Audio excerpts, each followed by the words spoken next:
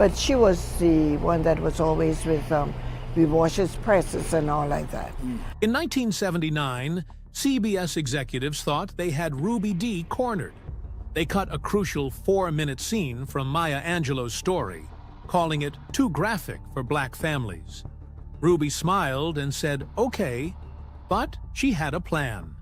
That night, she did something that would humiliate the network and cost her $15,000.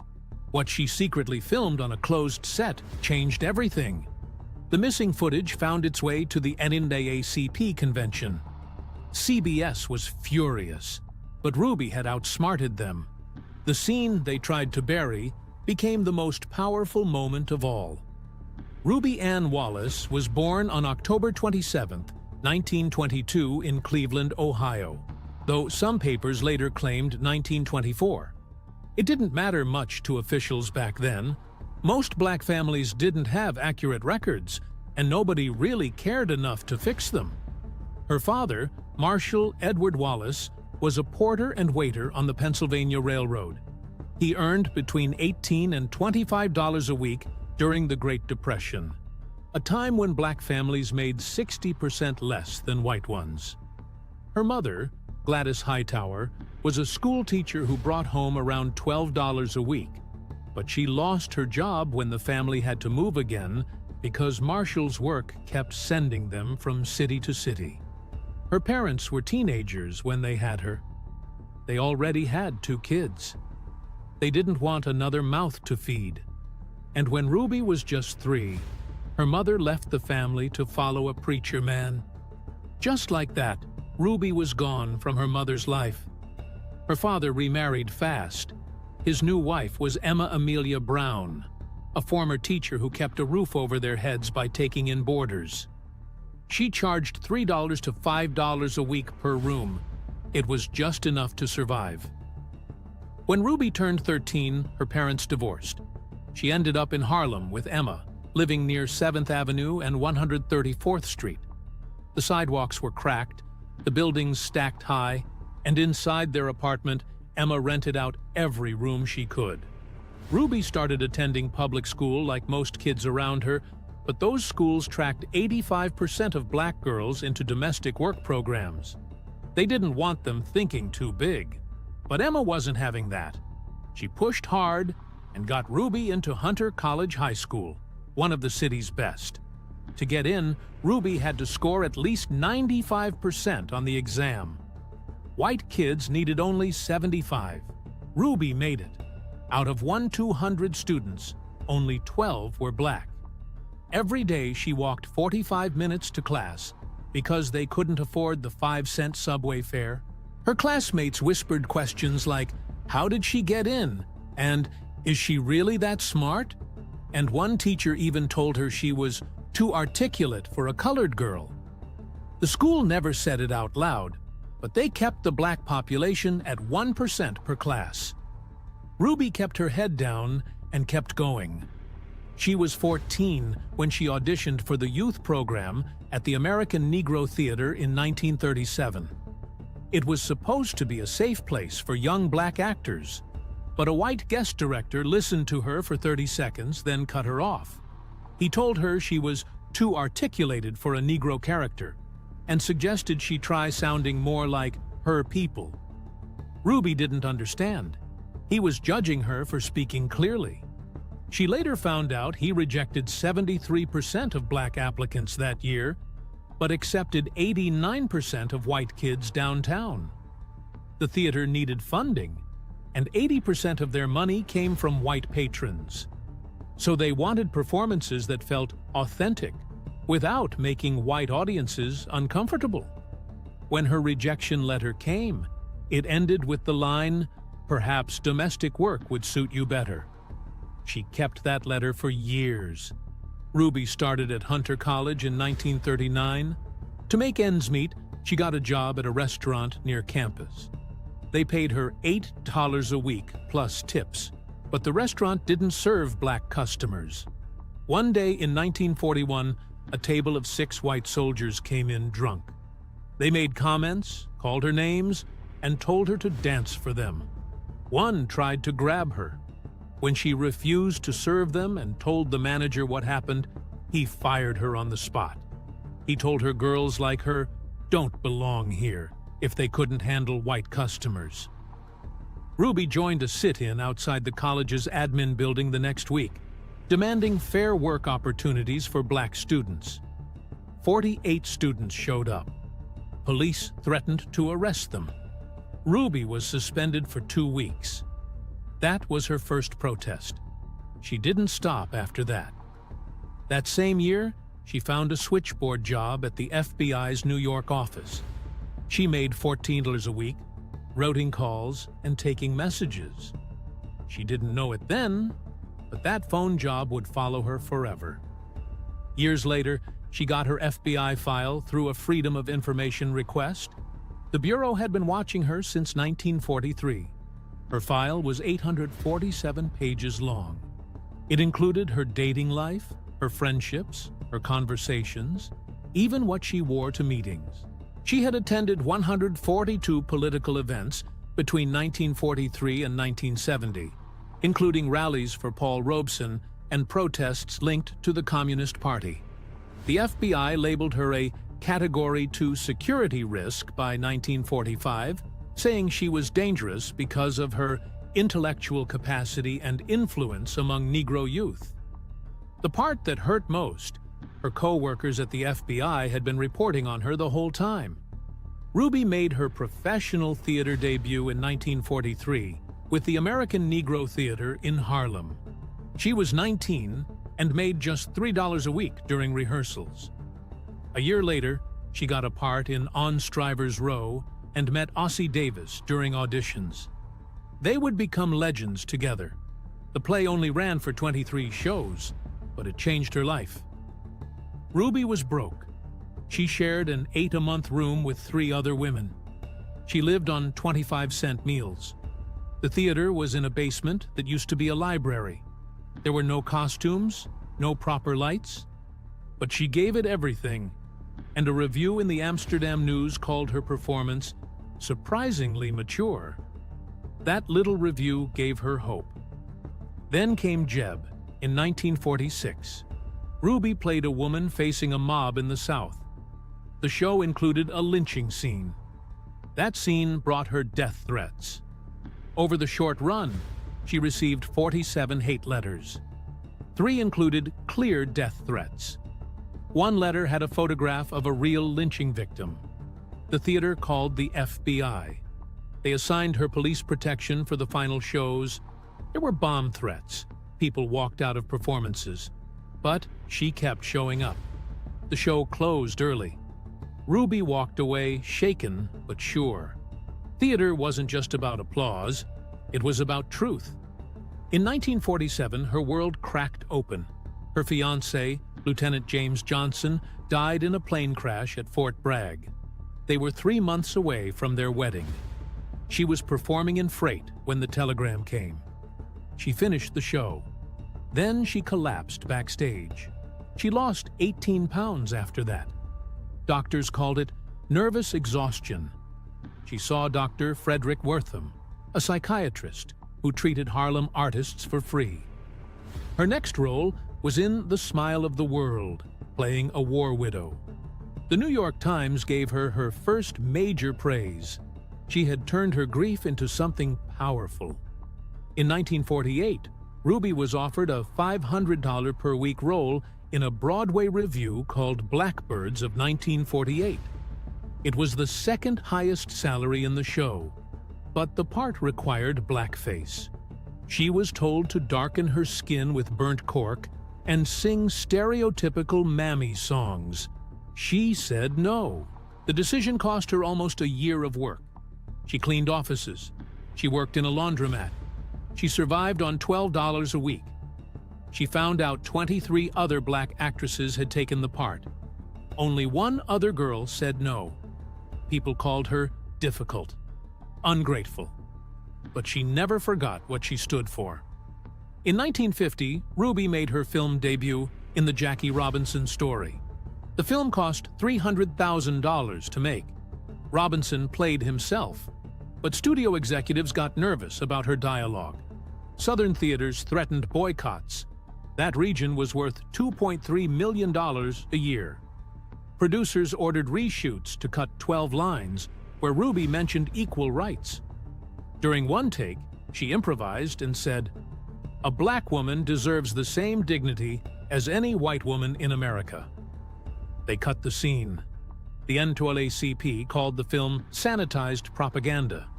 The movie made $1.2 million. Ruby left the set disappointed. On December 9, 1948, she married Ossie Davis in secret at City Hall. But the FBI was already watching. Their guest list included leftist intellectuals and artists linked to Paul Robeson. The Bureau opened a new file. File W100 151-849. They took photos at her wedding reception. They tapped her phone.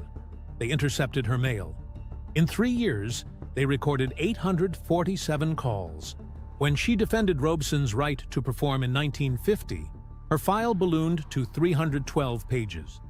She was now considered a Negro extremist and a threat to national unity. In 1954, she got a breakthrough role on CBS's The Guiding Light. She earned $200 per episode. Then she signed a petition against the House Un-American Activities Committee. 48 hours later, CBS fired her. Procter & Gamble, the sponsor, feared backlash from Southern consumers. Ruby and Ossie struggled. He made $35 per week, doing small theater gigs. She sewed costumes for $12 a day. They fell 3 months behind on rent, moved twice for safety. One caller told them, "Communist nigger lovers get what's coming." They had to live under fake names in a basement apartment in the Bronx. In March 1956, Ruby was subpoenaed to testify before HUAC. She was on the stand for 4 hours. She invoked the Fifth Amendment 40 times. When asked about the Committee for Negro Arts, the Communist Party, and Robeson, she repeated the same line over and over. "I decline to answer on grounds of the Fifth Amendment." She got 23 death threats during that time. Legal fees hit $8,500. They sold their car. She sold her engagement ring. She was officially blacklisted from federal jobs. On March 15, 1961, at exactly 7:30 p.m., a movie theater in Atlanta stopped dead in its tracks. They were screening A Raisin in the Sun, and something strange was happening. Ushers found 47 pamphlets stuffed under seat cushions, pamphlets titled "Your Vote Counts." The theater manager marched backstage, furious. Ruby Dee was standing there, still in costume. She didn't flinch. She just looked at him and said, "If you're afraid of freedom, don't show freedom movies." The screening had to be shut down after 200 people in the audience started chanting civil rights slogans during the final scene. Ruby was banned from 3 theaters across Georgia and fined $500. What people didn't know was that this wasn't the first time. Between 1961 and 1963, the FBI documented 12 incidents across Alabama, Mississippi, and Georgia, where Ruby used movie tours to slip NAACP leaflets and voter forms into playbills and popcorn bags. The government saw an actress. She was building a movement. But her most haunting work came from a place even darker. In 1967, Ruby starred in The Incident, a brutal film about racial violence on a subway. But what she gave on screen wasn't acting. It was memory. Back in 1943, at just 21 years old, she had been assaulted on a Harlem subway platform. Then again in 1950, when FBI agents interrogated her for 6 hours straight about alleged ties to the Communist Party. She never forgot how powerless she felt. When director Larry Pierce rolled camera for the subway harassment scene, Ruby insisted on 17 takes. Each time, she screamed louder, her voice cracking open. Beau Bridges, her co-star, later said he was genuinely frightened by her pain. The line, "Please don't hurt me," wasn't in the script. It was hers. It came from that FBI room. The fear in her eyes was real.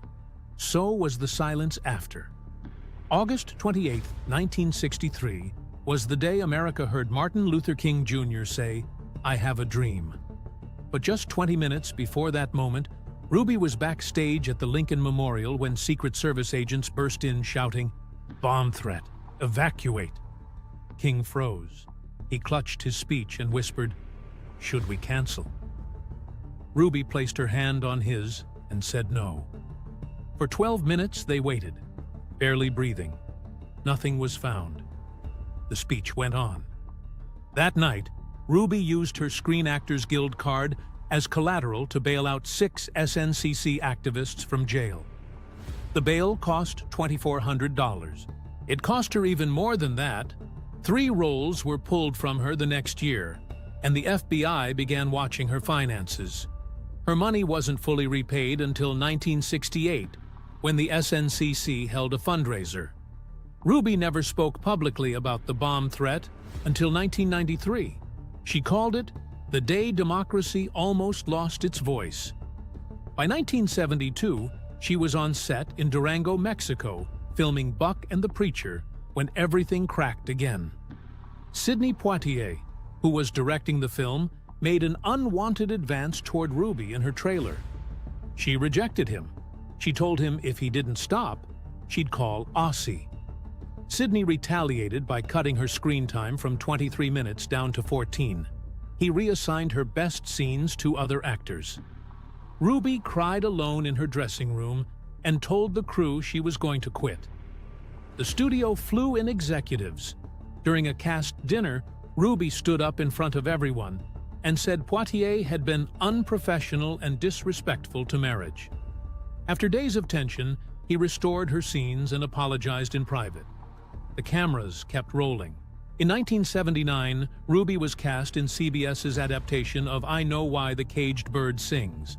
It was Maya Angelou's life story. Raw, painful, honest. CBS executives told her they were cutting a 4-minute scene showing Maya's childhood assault. Too graphic, they said. Too disturbing for black families watching together. Ruby fought them. She called 23 other black actresses and organized pressure against the network. CBS still cut the scene. Ruby didn't stop. She secretly filmed the cut footage on a closed set and passed it to civil rights groups. In 1980, the clip was shown at the NAACP convention. CBS was humiliated. They fined her $15,000 and suspended her from future roles. But in 1999, when the DVD was released, the missing scenes were back. She had always spoken when it mattered most. On February 27, 1965, Ruby and Ossie went to Malcolm X's funeral in Harlem. Ossie delivered the main eulogy. Ruby stepped up too. She spoke without notes, blaming the Nation of Islam directly for Malcolm's death. She mentioned the firebombing of his home just 2 weeks earlier. Within 48 hours, someone slashed all 4 tires on their car. The phone started ringing at night. The threats kept coming. Nation of Islam members began showing up at their stage plays. They hired security guards just to perform. The FBI watched it all but didn't protect them. They treated Ruby and Ossie not as victims, but as agitators. In 1968, Ruby went to Memphis during the Poor People's Campaign. She worked with local churchwomen to feed and shelter striking sanitation workers who were earning so little they still needed welfare. She hid medical supplies in her coat. Photographers caught her. Within 3 months, her passport application was denied. The State Department called her a national security threat and blocked her from traveling to West Africa. She appealed. It took a year, but she got her passport back in 1969. When she returned to Broadway in Wedding Band later that same year, she played a black woman in love with a white man. James Broderick was cast as her lover. The play ran in New York. The KKK noticed. Letters began arriving with drawings of nooses. Broderick's family was threatened.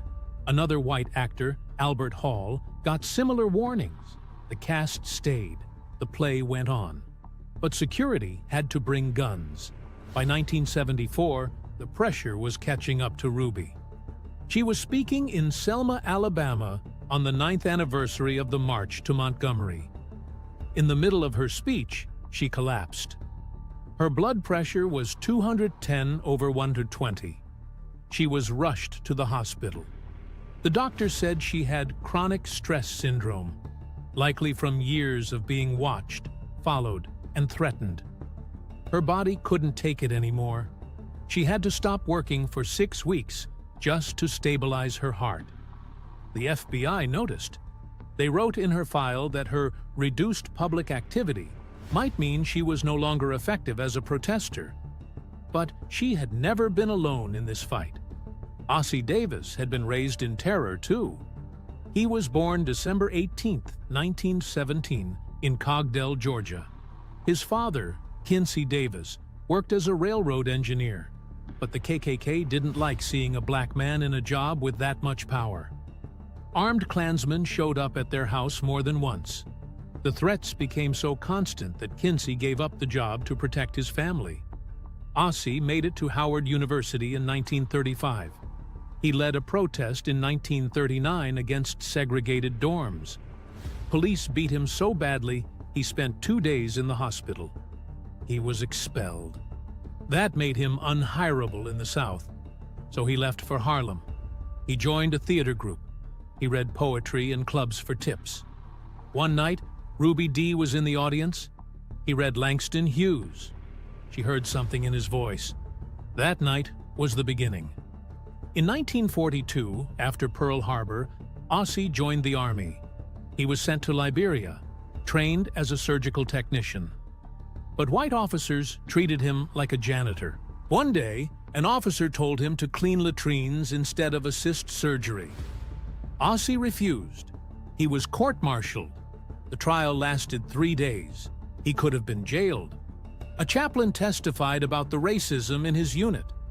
Ossie was demoted, but not imprisoned. By 1950, he was acting in No Way Out with Sidney Poitier. The film was about race and violence.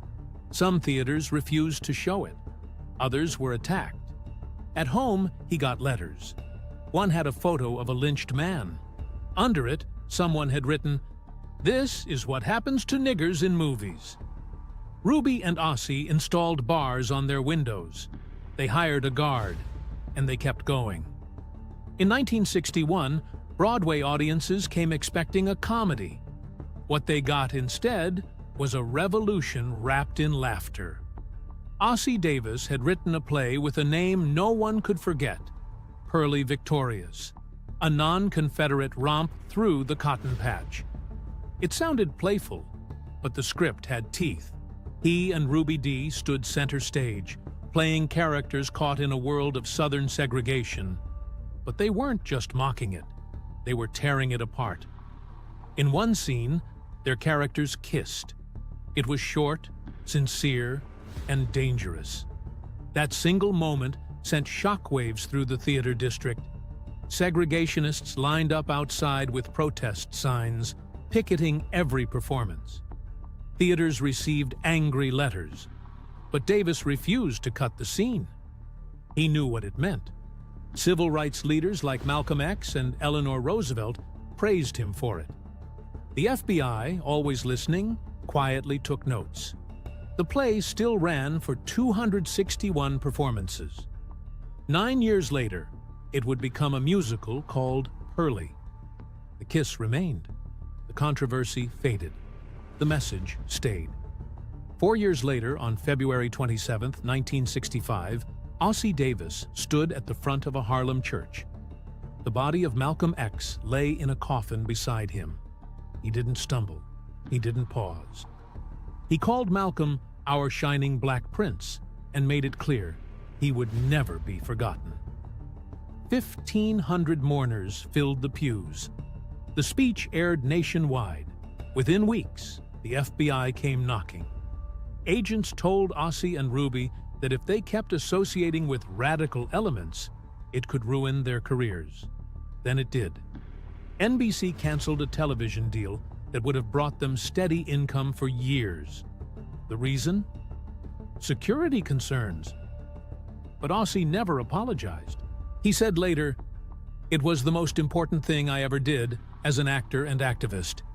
In 1972, Davis directed Black Girl, a raw story about Black womanhood, poverty, and pain. Ruby played the protagonist's unstable mother. It was dark, honest, too honest for some. At the end of the film, Ossie dedicated it to Angela Davis, who at that time was still on trial for conspiracy charges tied to a courthouse shooting. Theaters across 7 southern states refused to screen it. Just like that, the film lost $2.3 million in potential revenue. But Davis never regretted the dedication. He said, "Black Girl represents the struggles Angela Davis fought for, the dignity and aspirations of Black women everywhere." It didn't matter that the movie was banned. It found its audience anyway. It became a symbol, a cult classic. 7 years later, in 1979, Ossie Davis joined the cast of Roots, The Next Generations. He was supposed to narrate and play a Pullman porter.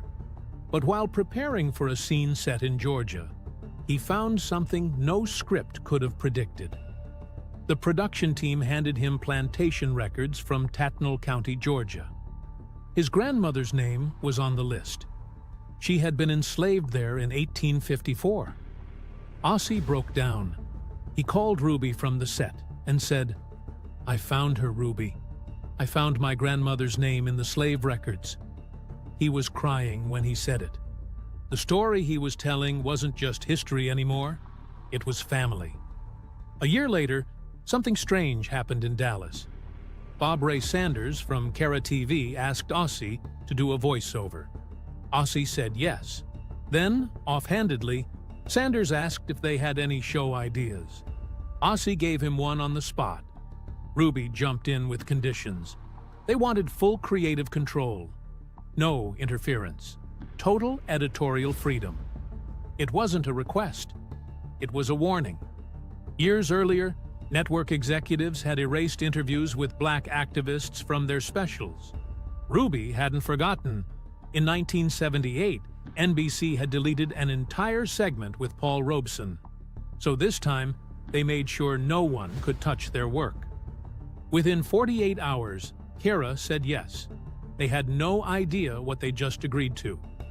The show with Ossie and Ruby launched in September 1981 with $2.3 million in PBS grants. Over 3 years, they made 26 episodes in Dallas. No executive oversight, no censorship. The guest list was explosive. Angela Davis appeared in episode 7, still on parole, talking about prison reform. Former Black Panthers showed up in episode 12. Banned Cuban thinkers spoke via satellite in episode 18. Ruby kept the names hidden until airtime. Maria Santos, their assistant, later revealed Ruby kept the list locked in her own desk drawer. It wasn't just television. It was guerrilla warfare with cameras. One night in November 1981, during the taping of episode 9, Ruby sat across from William Kunstler. Out of nowhere, she pulled out FBI files, real ones. For 12 straight minutes, she read classified documents aloud. Names, memos, code names. Othello was Paul Robeson. Songbird was Lena Horne. The audience didn't move. PBS stations started getting frantic calls from sponsors. WNET in New York got 47 calls before the episode even ended. But PBS was decentralized. No one could stop the broadcast. On November 29th, it aired uncut. 2.8 million people watched it. Every week, the show got bolder. Ossie directed episodes like they were protest marches. Jazz singer Abby Lincoln performed banned songs and talked about her FBI file. Economist Thomas Sowell came on for a book chat. It turned into a brawl. Ruby cornered him with facts about Reagan's welfare cuts. In another episode, Ossie invited Angela Davis and George Will and made them sit at the same table. Amiri Baraka debated with Benjamin Hooks. It wasn't polite. It was real. The fights were planned. Ossie had a file on every guest's politics. Ratings never dropped. They stayed between 1.8 and 2.5 million. Then came the end. In March 1984, Ruby met with PBS funders and laid out proof. White-hosted shows got 340% more money. McNeil-Lehrer NewsHour received $4.2 million per year, with Ossie and Ruby got $850,000. Ruby demanded equal funding or she'd go public. PBS canceled the show. Just like that. But the impact didn't end. Henry Hampton used their model when he made Eyes on the Prize. Stanley Nelson followed their blueprint. Their creative contract was copied by other minority producers. They didn't just make a show, they changed the rules. Ruby died on June 11, 2014, at age 91. Her Kennedy Center speech from 2004 became a piece of history. She had always tied art to justice. Ava DuVernay later credited Ruby's work for inspiring her documentary 13th. Ossie had passed away 9 years earlier, on February 4, 2005, from heart complications. He was 87. When he died, people remembered the speech at Malcolm's funeral. Our own black shining prince. His words never left. Neither did his work. The Schomburg Center now holds their archives, thousands of pages, scripts, photos, and files dating back to 1932. In 2015 and 2016, during the Reverend Oscar's So White protests, activists used those archives to prove something the couple had known for decades. Hollywood didn't just forget black talent, it erased it. Their memoir, With Ossie and Ruby, In This Life Together, came out in 1998. It sold over 100,000 copies. Readers were stunned.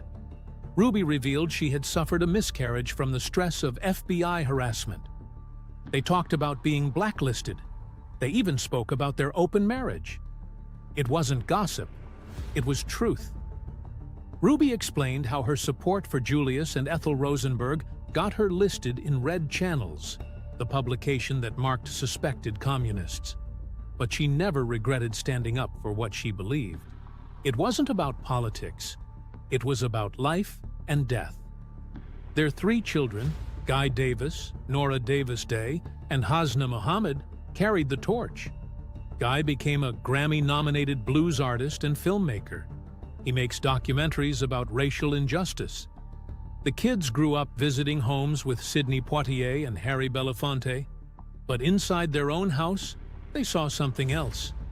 Discipline from their father, fierce protection from their mother.